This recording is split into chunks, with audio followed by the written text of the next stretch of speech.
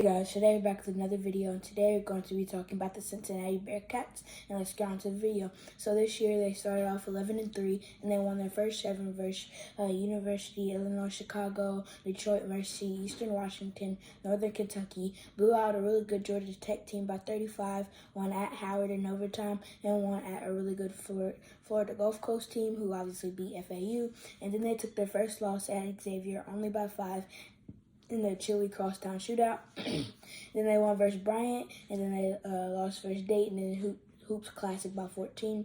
And then they won their next 3 games versus Merrimack, Stetson, and Evansville. And then in their conference opener, they played at number 12 BYU. And then they just played Texas and lost by 1 in the Max A-Smith game winner.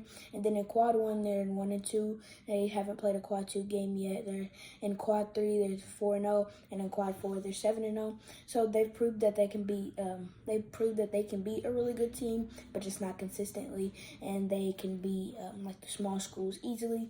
And then their next game is at number 14 Baylor, and it's going to be a battle because Cincinnati is a really good team, but they're on the road, so Baylor's going to have that advantage.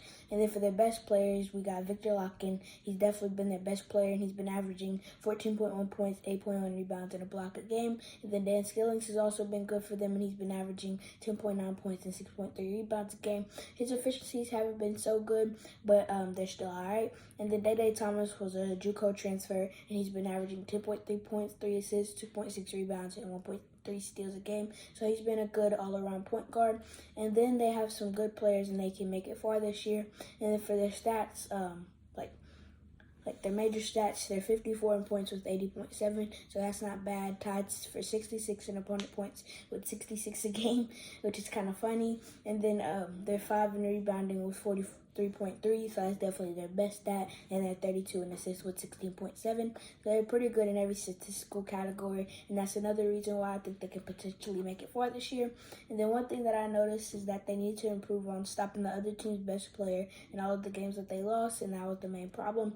And then in the Xavier game, Quincy Oliveri had 27 points. In the Dayton loss, Deron Holmes had 28 points, and most recently in the Texas loss, Dylan Dessou had 33, and all of those scores are unacceptable if you want to win games.